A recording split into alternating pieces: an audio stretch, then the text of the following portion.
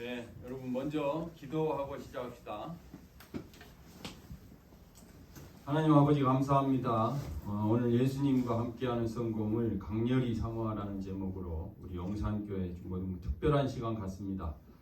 이 자리에 선 저에게 지혜와 분별의 영을 허락하여 주시고 듣는 모든 이들이 오늘부로 예수님과 함께하는 성공을 강렬히 사모하게 되기를 기도합니다.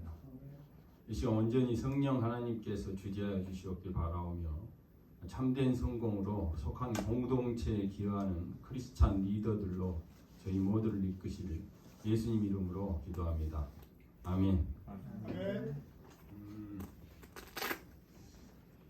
제가 이런 시간을 좀 가져보고자 그전부터 생각을 했었는데 구체적인 방법은 전혀 생각을 못하고 있었는데 우리 성령 하나님께서 우리 차성민 부장 집사님께 이런 기획안을 주셔가지고 이런 시간이 마련됐어요. 그래서 오늘 예수님과 함께하는 성공을 강렬히 사모하라는 제목으로 여러분과 함께 재밌는 얘기 한번 나눠봅시다. 여러분 세상에 나온 모든 책은요 그 제목에 그 책을 쓴 저자와 그 책이 하고자 하는 얘기가 그 제목에 다 들어있어요. 모든 책은 예외 없어요. 그렇듯이 제가 오늘 여러분께 드리고자 하는 말씀도 예수님과 함께하는 성공을 강렬히 사모하라. 여기에 제가 드리고자 하는 얘기가 다 들어있습니다. 여러분이 예수님과 함께하는 성공을 강렬히 사모하고 예수님과 함께하는 성공을 꿈꾸는 자가 된다면 제가 굳이 오늘 이 시간 얘기 안 해도 돼요. 여기서 지금 끝내도 괜찮습니다. 그래서 잠깐 얘기를 해봅시다. 우선 예수님과 함께하는 성공을 강렬히 사모하라. 그랬죠? 우리가 성공은 과연 무엇인지, 예수님과 함께하는 성공은 또 뭔지, 예수님과 함께하는 것은 뭔지, 이런 것 간단히 한번 살펴봅시다. 여러분 성공이 뭔가요? 아마 지금 우리 대한민국 우리 사회에서 평범한 상당수의 사람들이 생각하는 성공은 이러지 않을까 싶어요. 제 생각이에요. 이러이러한 학교를 나오고 무슨 자격증 꽤 괜찮은 그리고 차는 무슨 차를 타고 무슨 어떤 회사에 다니고 그 다음에 집은 무슨 몇 평 이상 몇십억 이상 이런 걸 혹시 성공이라고 하는 사람들이 꽤 많지 않을까 싶어요. 저도 같이 여러분과 살고 있는 대한민국에서 여러분 그게 성공에 흔들릴 수 없는 조건이라면요, 제가 장담하건대 우리 영산교회에는 성공자가 한 사람도 없습니다. 성공한 사람이 단 한 사람도 없습니다. 여러분 우리 목사님에서부터 성도분들까지 단 한 사람도 성공한 사람이 없고, 모조리 이 기준이 유일한 성공의 기준이라면 모조리 실패자요, 패배자요, 루저 중에 루저들입니다. 우리 젊은 전도사님, 젊은 청춘은 아까 제가 얘기한 이러이러한 기준들, 그 요건을 충족시킬 수 있는 가능성이 거의 제로예요. 자, 그러면 우리가 좋아하는, 여러분들이 좋아하고 따르는 저 전도사님, 저 젊은 청춘은 실패자의 길을 걷고자, 패배자의 길을 가고자, 루저의 인생을 살고자 저렇게 열심히 공부하고 여러분께 사랑과 헌신으로 매주 말씀 가르치고 고군분투 인생을 저렇게 열심히 살까요? 목사님, 전도사님은 둘째치고 우리 예수님 봅시다. 예수님은 2000년 전에 집 한 칸도 없이 떠돌아다니시던 분이시고 억울한 죄명을 뒤집어 쓰고 우리가 표피적으로 볼 때는 아주 무력하게 십자가에서 사형수로 억울하게 죽어가신 분이세요. 실패자 중에 실패자요. 아까 그 기준으로 보자면 루저 중에 루저예요. 그러면 우리는 그런 예수님을 따르고자, 그런 예수님을 본받고자, 그런 예수님을 닮고자 매주 이렇게 주일날 모여서 그분을 찬양하고 그분의 말씀을 듣고 기억하려 합니까? 우리 사기당하고 있는 거 아니에요? 그렇다면 헷갈리죠? 헷갈리기 시작할 거예요. 그렇지 않습니다. 세상의 성공이라는 것은 절대 그렇지 않아요. 여러분, 왜 성공하려 합니까? 왜 성공하려요? 세상의 모든 인간은 다 성공하려 해요. 아니에요. 나는 성공할 생각 없어요. 나는 실패하려고 해요. 그래서 실패했어. 그럼 그게 성공한 거예요. 그 자에게는. 나는 실패하려고 해서 실패했으니까. 그거 성공한 기라. 그렇죠? 모든 인간은 다 성공하려고 해요. 그럼 왜 성공을 하려 합니까? 한 가지예요. 모두 다. 행복하고자 성공하려고 해요. 행복하고자. 행복하고 싶어서. 행복한 인생을 살고자. 여러분 이제부터 제가 드리는 말씀 잘 들으세요. 성경에 행복이라는 단어가 나오는 줄 아십니까? 행복이라는 말이 성경에 나와요. 하나님 말씀에 나와요. 정확히 11번이 나와요. 신명기에 제가 성경을 처음 읽다가 행복이란 그런 평범한 어찌 보면 단어가 성경에 나왔을 때 깜짝 놀랐던 적이 있어요. 신명기에 2번 나오고 에스라서에 1번, 욥기에 5회, 전도서에 3번, 다 해서 11번이 정확히 나오는데 신명기 10장 13절에 여러분 하나님께서 행복을 정확하게 규정해 놓으셨어요. 잘 들으세요. 내가 명령과 규례를 너희에게 주는 것은 너희의 행복을 위해서다. 이렇게 나왔어요. 행복하기 위해서 이 명령과 규례를 주니 지켜 행하라.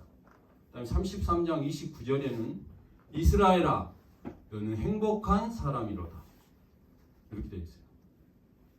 자, 하나님께서는 행복이 뭔지 분명하게 규정을 해 놓으셨어요. 여러분 제 말 잘 들어보세요. 아까 제가 말씀드렸죠. 왜 성공하려고 해요? 성공해서 행복하고자. 그죠? 아까 그런 것들이 성공에 흔들릴 수 없는 조건이라고 해주자고요. 우리가 양보해서 100%를 양보해서 어쨌든 그 성공을 해서 행복하고자 함이에요. 그런데 하나님께서는 뭐라고 하셨어요? 명령과 규례, 너희에게 준 명령과 규례를 잘 지켜 행하면 행복하다. 여러분 논리학의 가장 기본적인 3단 논법이라고 들어봤을 거예요. 들어본 사람은. 그건 뭐냐면 A equal B 이고 A equal C면 B equal C가 돼요. 그렇지. A equal B, A equal C.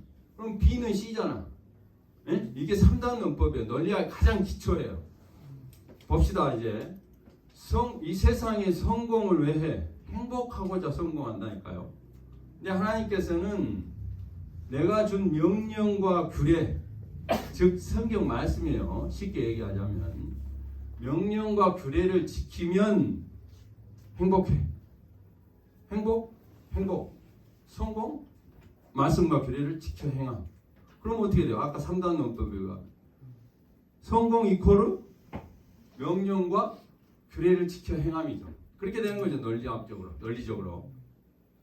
자, 그런데 말씀과 규례가 뭡니까? 그럼 우리 하나님께서 주신 저 성경 저리 두꺼운데 다 써져 있는데 예수님께서 깔끔하게 이걸 정리해 주셨어요.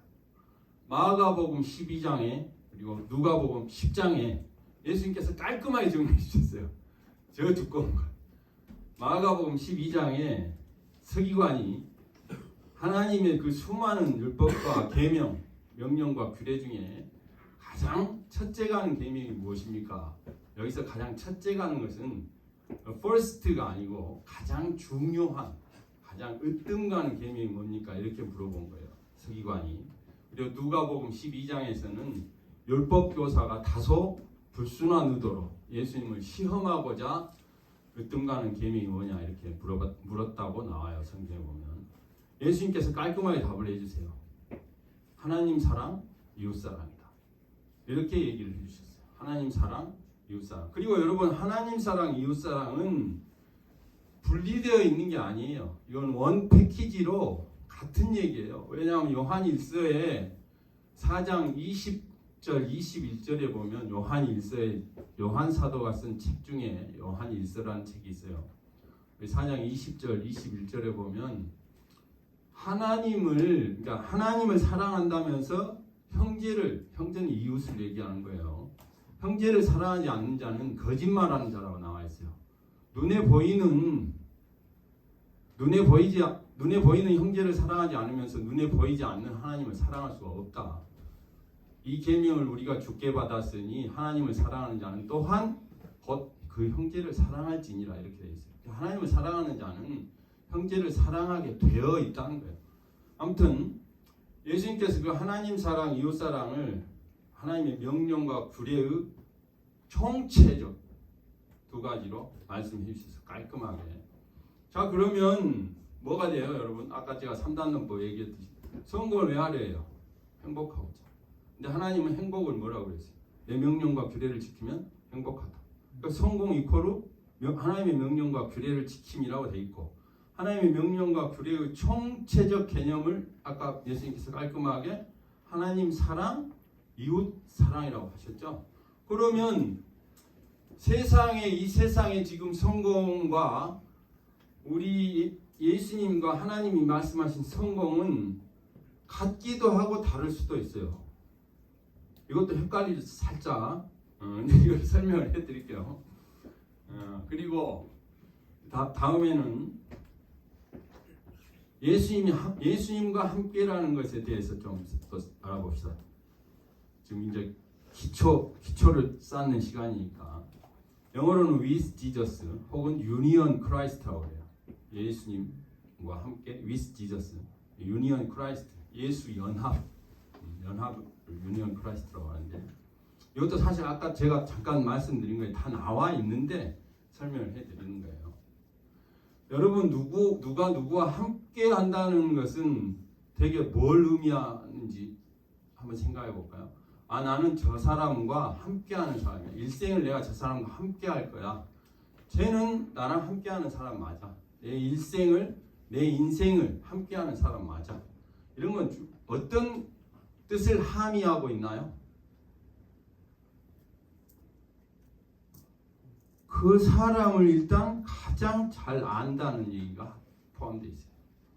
이름하고 얼굴 정도를 아는 게 아니고 그 사람의 생각, 그 사람이 좋아하는 것, 그 사람이 싫어하는 것, 그 사람이 지향하는 바, 그 사람이 꿈꾸고 있는 것, 그 사람이 뜻하는 바, 이걸 잘 알고 있고, 진짜 함께하는 자들은 뭐예요?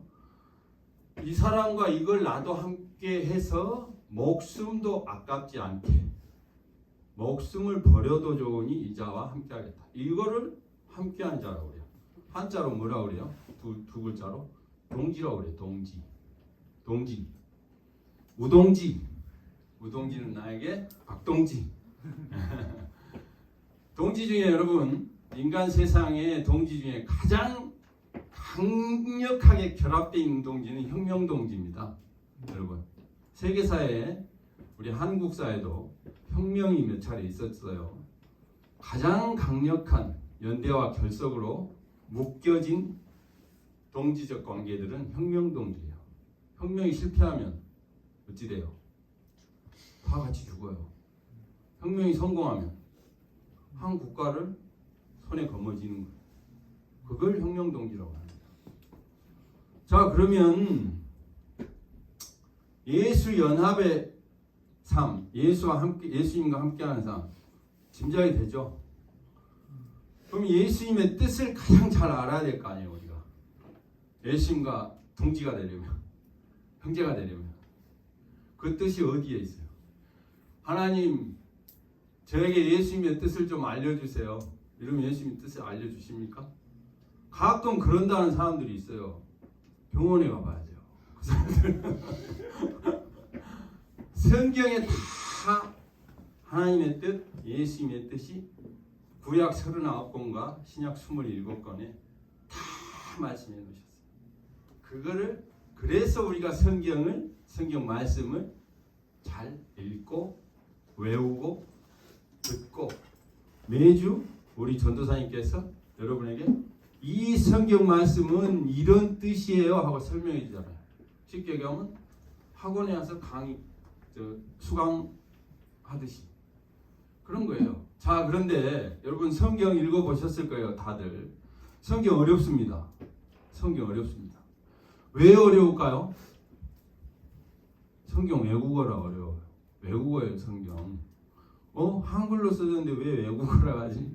여러분 미국, 중국, 일본, 프랑스, 독일 이 땅에 같이 살아가는 나라들도 좀 떨어져 있고 그 사람들이 쓰는 말을 외국어라 하죠. 외국어 어렵죠? 외국어 어려워요.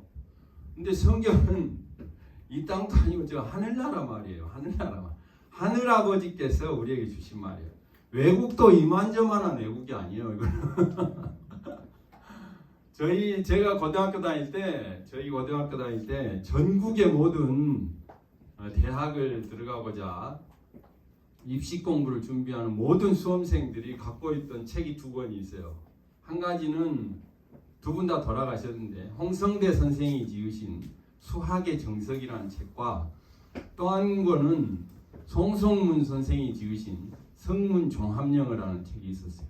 이거는 공부를 잘하든 못하든 집이 가난하든 부자든 거의 온 나라의 학생들이 다 갖고 있었다고 보면 돼요. 거기 성문종합영어의 첫 페이지에 뭐라고 써져 있냐? 제가 아직도 기억해요. There is no royal road to learning이라고 써져 있어요. There is no royal road to learning. 학문에는 배움에는 왕도가 없다. 왕도가 뭐냐? 최선의 방법이 없다. 즉 자주 읽고 외우고 자주 듣고 생각하고 이것 말고는 방법이 없다는 얘기예요. 성경 아까 얘기했죠. 영어를 배우는데 송성문 선생이 지으신 성문 종합영어 첫 페이지에 There is no royal road to learning이라는 얘기를 왜 써놨겠어요? 영어 잘하는 것 특별한 방법 없습니다. 이거 자주 보고 자주 읽고 자주 듣고 공부 자주 하세요. 이 얘기거든요.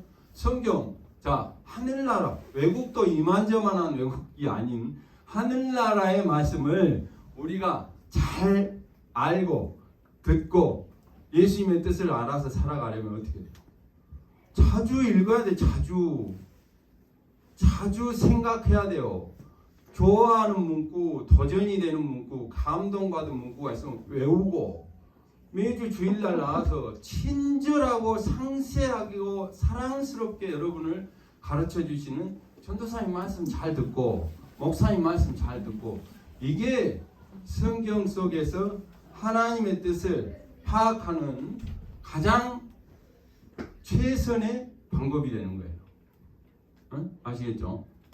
자 그러면 이제 처음에 다시 얘기한 아까 그 여러 가지 이런저런 조건 우리 대한민국 지금 우리 사회가 성공이라고 하는 그런 것을 잠깐 살펴봅시다. 여러분 다시 어느 무슨 학교를 나오고 의사, 변호사, 무슨 대기업 또 차는 무슨 외제차 어떤 차 정도는 타야 성공이고 집은 어디 몇 평에 무슨 얼마 이상짜리 심지어는 무슨 동네에 살아야 되고 이런 어처구니 없는 걸 성공이라고 하는데 자 좋다 이거예요. 그런 성공은 여러분 성공의 하나의 수단 잘 들으세요.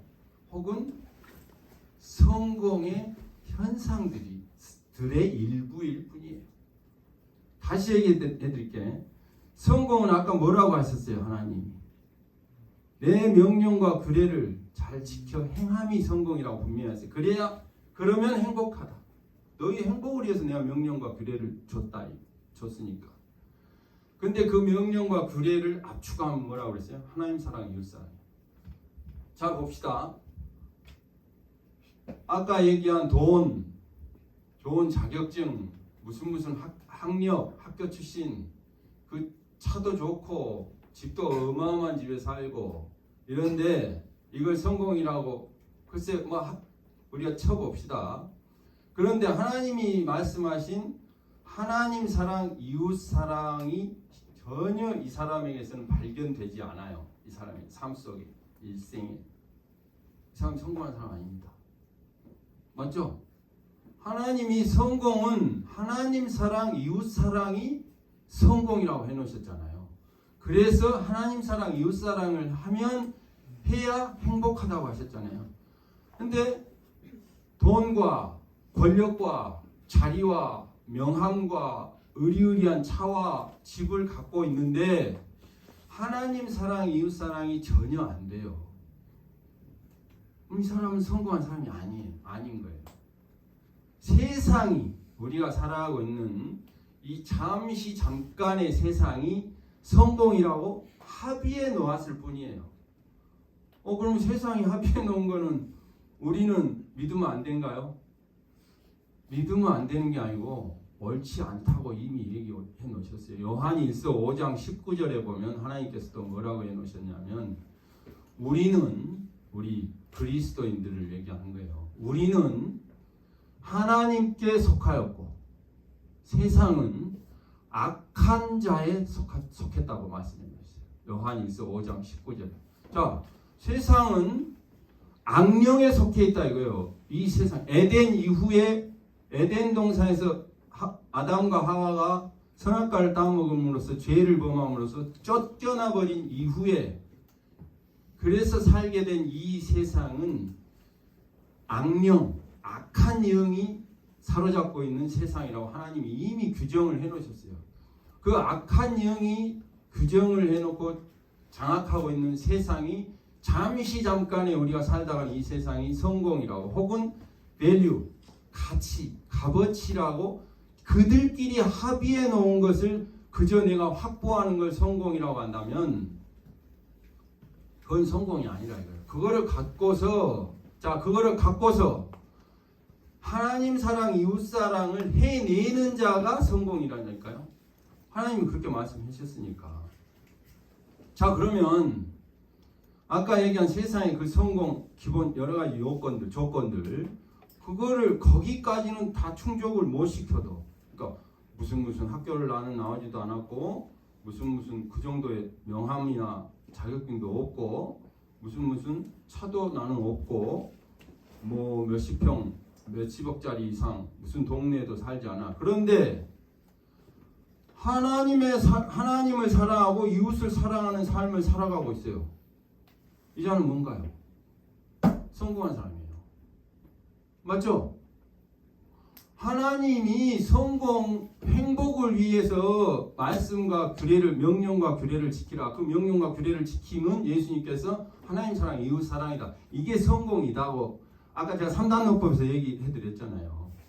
근데 이러한 세상, 지금 우리 대한민국이 대충에 합의해 놓은 이런 성공의 조건들을 하나도 못 갖추었는데 하나님 사랑, 이웃 사랑은 실천해 내고 있어요. 살아가면서. 그 사람은 성공한 사람이에요. 누가 보실 때? 하나님이 보실 때 성공한 사람이에요. 하나님이 보실 때. 우리는 그런 성공을 예수님과 함께하는 성공이라는 거예요. 예수님과 함께하는 성공을 그래서 사모하라는 거예요. 그래서 강렬히 열망하라는 거예요.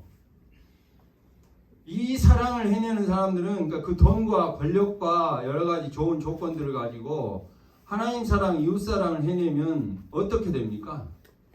현상들이 어떻게 나타나요? 일단 본인이 가장 행복합니다. 본인이. 그리고 성공한 자기로 인해서 이런 성공적 삶을 살아가는 나로 인해서 내 친구와 이웃, 선후배, 내가 속한 공동체의 구성원들이 함께 행복해져요. 같이 행복해져요. 그러겠죠?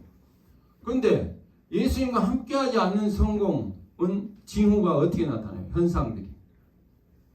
얘는 돈도 많고 얘는 권력도 있고 좋은 학교도 나오고 자격증도 있고 집안도 돈도 많고 아버지도 훌륭하고 근데 하나님 사랑, 이웃 사랑을 하질 않아.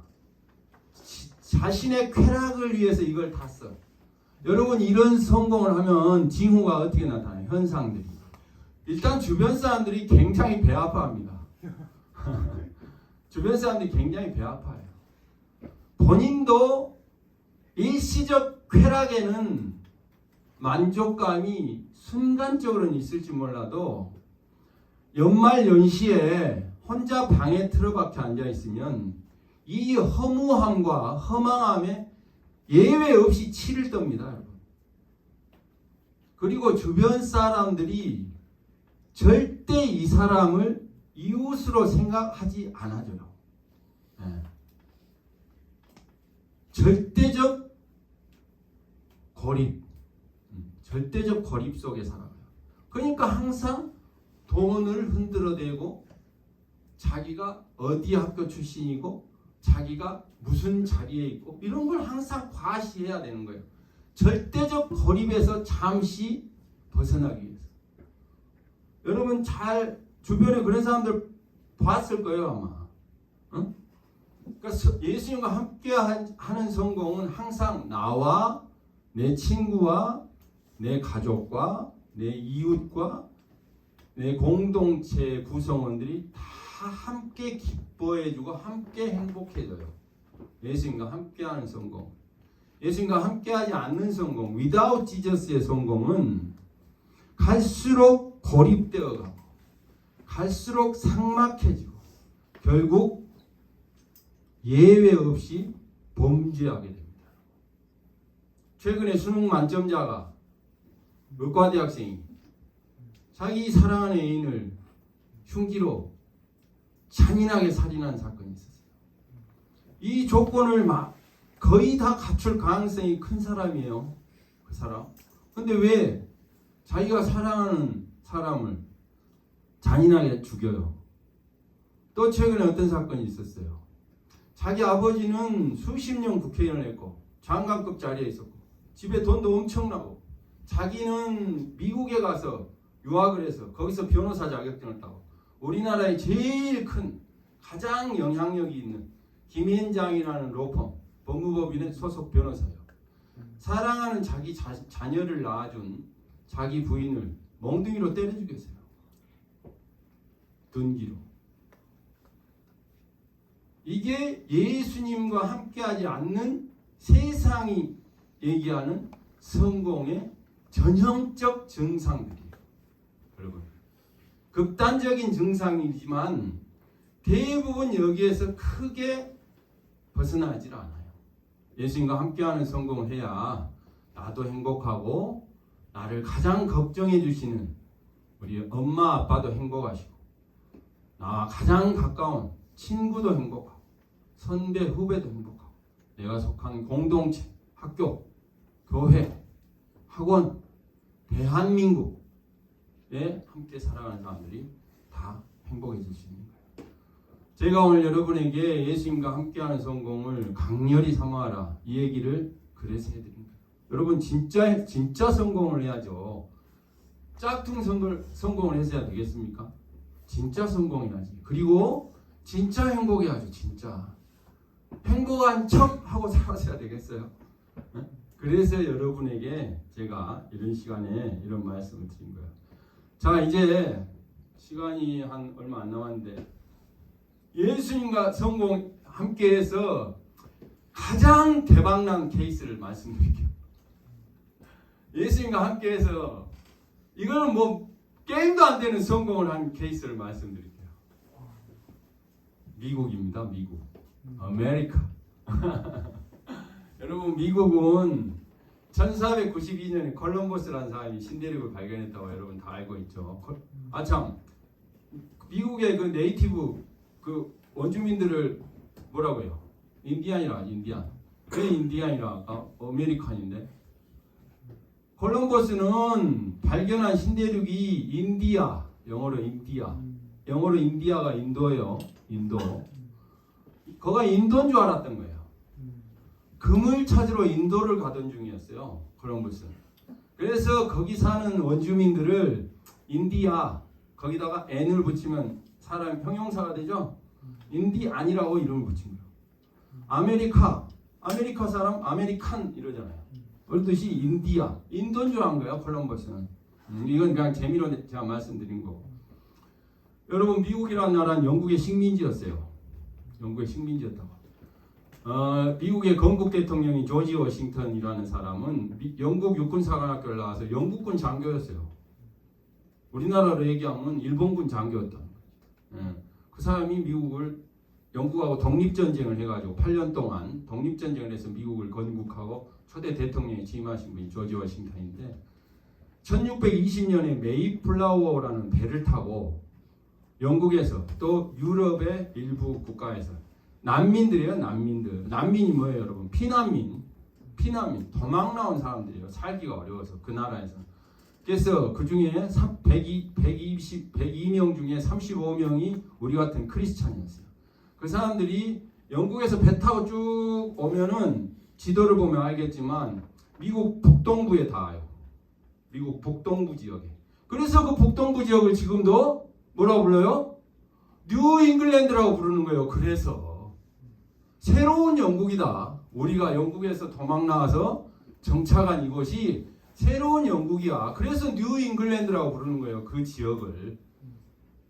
코네티컷주, 매사추세츠주, 로드 아일랜드, 뉴 햄프셔주 이런 6개 주를 아직도 뉴 잉글랜드. 뉴 햄프셔.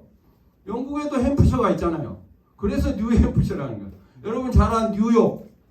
올드욕도 있을 거 아니에요. 뉴욕이 있으면. 영국에 요크 지방이 있어요.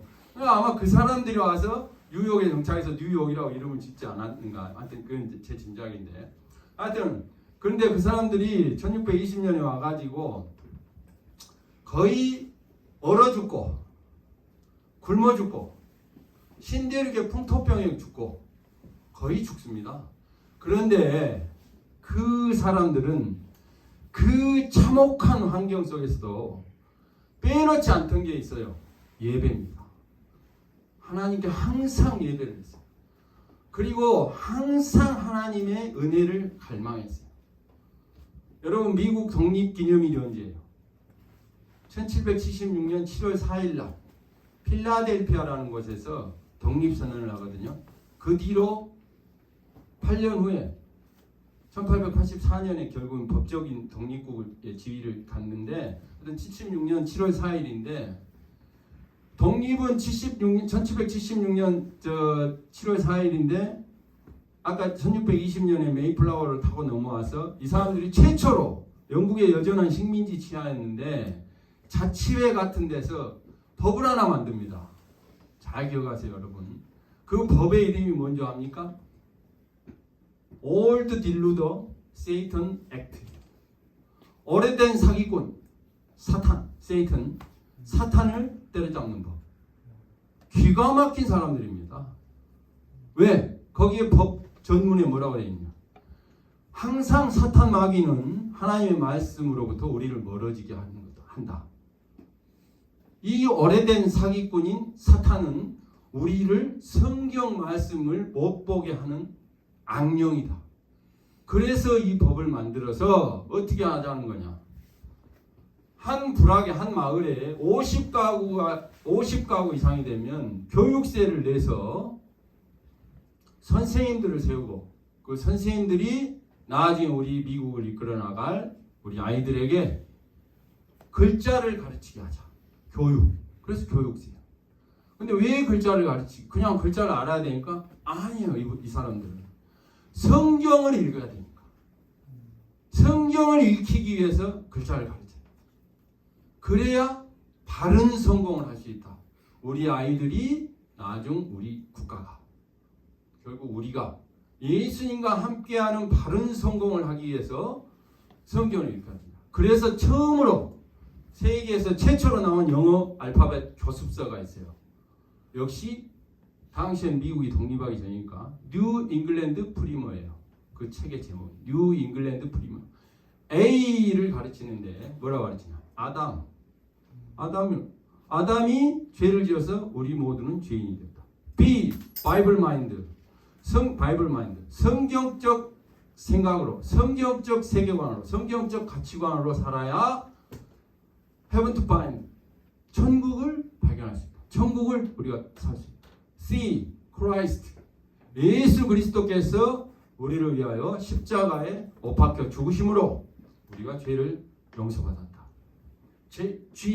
G까지 다 성경 말씀으로 알파벳을 가르치는 거예요. 자, 6살짜리 학교를 처음 들어가는데 아담 때문에 우리가 죄인이 됐대. 성경 정신으로 우리는 살아야 된대. 그래야 천국 간대. 예수님께서 우리를 위해서 십자가 위에서 죽으셔서 우리는 구원을 받았대. 이렇게 6살 교육 받을 때부터 이렇게 교육받은 사람들이 오늘날의 저 위대한 세계 초인류 강대국 미국을 만든 거예요. 예수님과 함께해서 그 얼어 죽고 굶어 죽고 풍토병에 거의 모조리 죽어가던 몇 안 되는 사람들이 엄청난 나라를 만들어 놓은 거예요. G2라는 표현 들어봤을 거예요. G2. 중국과 미국을 그룹 오브 투라고 해가지고 G2라고 하는데, 중국이 많이 자신들의 국력이 부상해서 미국과 맞먹을 수 있다고 G2라고 주장을 하는데, 여러분 미국에서는 정작 G2라는 말을 거의 안 써요. 왜? 중국은 게임이 안 되거든요. 중국 자신들이 막 미국과 우리가 맞먹는 나라가 되었어요, 이렇게 주장하는 거지 안 써요. 여러분, 세계 유일의 기축통화라는 게 있어요. 국제거래시에 화폐의 기준화폐, 그걸 기축통화라고 그래요. 달러 말고는 기축통화로 인정을 안 해요. 유로화, 중국의 위안화 인정 안 돼요. 미국은 중앙은행에서, 연방중앙은행에서 달러 마음대로 찍어서 뿌려버려도 아무 이상 없고, 진정한 성공을 한 거예요. 외교, 군사, 국방, 안보 최고예요. 유럽연합, 유러피언 유니언, EU라고 그래요. EU 전체 국가의 군사력을 합친 것에 10배가 넘어요. 미국 1개 국가가. 전 세계 전략물자의 이동 상황을 리얼타임으로 체크하고 있어요. 게임이 안 돼요. 제가 볼 때 예수님 다시 오시기 전까지 이 패권적 지위 안 바뀝니다. 절대 안 바뀝니다. 자, 그런데 미국은 가장 좋은 일도 가장 많이 하는 나라예요. 가난한 아프리카, 가난한 동남아, 장애인, 고아, 그 다음에 우리 기후, 환경 문제 이런데 가장 많은 돈을 내고 가장 국가 차원에서 열심히 그런 선한 일을 하는 나라도 미국이에요. 우리 대한민국 볼까요? 우리 대한민국 이전에 국가가 뭐였어요, 여러분? 조선이었어요. 조선은 뭘 해도 안 되는 나라였어요. 조선 500년이라고 하는데 정확히는 518년이에요. 1392년에 개국해서 1910년에 한일합방으로 나라가 없어졌으니까 정확히는 518년이에요. 여러분, 대한민국 왜 코리아라고 그래요, 외국에서? 그렇죠. 최고야. 고려 때 서양하고 교류가 많았어요. 그러니까 커려 이러다가 여전히 지금까지 코리아라고 하는 거예요. 중국을 왜 차이나라고 그래요? 중국의 최초의 통합 왕조가 진나라예요. 영어로 CHIN, 친. 거기다 A 붙인 거예요. 차이나. 그래서 중국을 차이나라는 거예요. 아무튼 그런데 우리 그 대한민국은, 조선은 500년 동안 뭘 해도 안 되는 나라였어요. 1년이 멀다 하고 518년 동안 홍수, 가뭄, 기근, 황충, 메뚜기떼, 온갖 질병 이런 걸로 한 마을이 전체 굶어 죽고, 인육, 사람의 살을 잡아먹고 무덤을 파서 시체를 뜯어먹고 이러던 나라였어요. 네. 그리고 자기 나라, 우리 조선의 선비들이 웃기는 아저씨들이었는데 자기 나라에 대한 애국심이 있지 않고 중국을 자신들의 본국으로 생각하던 사람들이에요. 네. 그러니까 우리나라의 임금을 그냥 나보다 계급 한 칸 높은 사람, 진짜 나의 임금은 중국의 황제야, 이렇게 생각하는 사람들이에요. 여러분, 고려 말의 충신 정몽주 알죠? 정몽주 이름이 뭔 얘기냐? 정몽주 아버지도 마찬가지 그런 생각을 갖던 사람이었나 봐요. 꿈에라도 주나라, 중국의 고대시대 하나라, 은나라, 주나라 이러는데 그 주나라를 이상국가라고 중국에서는 평가해요. 그래서 꿈에라도 주나라를 보고 싶다 해서 정몽주라고 이름을 지은 거예요. 여러분, 저도 존경하고 우리 온 국민이 존경하는 충무공 이순신 장군. 이순신 장군의 형 이름이 이여신이에요. 그건 왜 그렇게 지었겠어요? 중국의 이상적 황제를 여순임금이라고 그래요. 그래서 이순신 아버지가 첫째는 이여신, 둘째는 이순신, 이런 어처구니 없는 나라였어요. 500회 이상 한 마을이 전체 굶어 죽고 300회 이상 사람 인육을 삶아 먹어야 되는 나라였어요. 그런데 1866년 제너럴 셔먼호를 타고 온 미국의 토마스 선교사라는 분이 최초로 대동강변에 성경책을 갖고 들어가지고 그 이후로 많은 선교사님들이, 특히 미국 선교사님들이 오셔가지고 이 나라에 병원 짓고 학교 짓고 이래서 지금 이렇게 사는 거예요. 6.25 한국전쟁 1950년에 일어난 공산 세력들이 넘어와서 할 때도 2차 세계대전이 끝난 지 얼마 되지도 않은 그런 국제 정세였는데 16개국이 군인과 무기를 보내주고 68개국이 구호물자를 보내줘서 우리나라가 전쟁에 승리할 수 있었던 거예요. 오직 하나님 은혜예요. 미국 단일 국가만 178만 명을 우리나라에 보내줬어요. 군인을. 그래서 5만 명이 사망하고 10만 명은 중상을 입었어요. 그런 미국, 그 미국 뒤에 있는 하나님, 그 하나님이 우리 대한민국과 우리 한민족을 사랑하사 모든 조선의 그 암울하던 역사를 끊어내고 이 찬란한 조국 대한민국을 세워주신 거예요. 압록강병 넘어가면은 우리보다 100배가 큰 중국이 버티고 있어요. 두만강변만 넘어가면 우리나라 땅보다 250배가 큰 소련이 버티고 있어요. 38선만 넘어가면 총과 칼과 박격포, 핵무기를 가지고 우리 남한을 없애려고 하는 북한 공산 세력이 있는데도 여전히 우리나라는 평화와 안정 속에 이 시간에 우리가 이렇게 예배를 할 수 있어요. 이거 모두 하나님과 함께 했던 미국, 그리고 하나님과 함께 했던 우리나라의 건국의 지도자들, 이승만 대통령을 비롯한 독립운동의 지도자들, 전부 크리스찬이었다고 보면 돼요. 하나님과 함께하는 성공은 이렇게 큰 축복을 가져옵니다. 하나님과 함께하는 성공은 이렇게 행복한 일상을 만들어냅니다. 우리 모두 예수님과 함께하는 성공을 강렬히 사모하고 예수님과 함께하는 참된 성공으로 진짜 행복한 사람이 되어야 되는 거예요. 끝으로 연세대학교에서 사회학을 오래 가르치셨던 송복 교수, 송복 총장님까지 하셨어요. 그분이 했던 얘기를 제가 소개해드리고 마치겠습니다. 송복 교수님이 이런 말씀을 하신 적이 있어요. 우리 한민족의 역사에 가장 위대한 만남 두 가지가 있다. 서해 유성룡과 충무공 이순신의 만남. 이 두 분이 없었으면 임진왜란 때 이 나라는 사라졌어요. 이 두 분이 없었다. 그리고 두 번째 만남은 박정희 대통령과 포항제철의 박태준 회장의 만남. 이 두 분이 없었다면 이 나라에 지금 이런 경제 발전이 없었다. 그래서 우리 한민족 역사의 가장 위대한 만남 두 가지는 서해 유성룡과 충무공 이순신의 만남, 그리고 박정희와 박태준의 만남이다. 이렇게 했는데, 여러분, 우리는 가장 내 일생에 가장 위대한 만남 뭐가 돼야 되겠습니까? 예수님과의 만남입니다. 여러분, 우리 모두 내 각자의 인생의 끝자락에서 나는 우리 예수님 만나서 이렇게 참된 성공을 거두었고, 우리 예수님 만나서 이렇게 참으로 행복한 일생을 살다 가노라 하고 고백하는 우리 모든 중고등부, 그리고 저와 여러분 되기를 주님의 이름으로 축복합니다. 기도하겠습니다.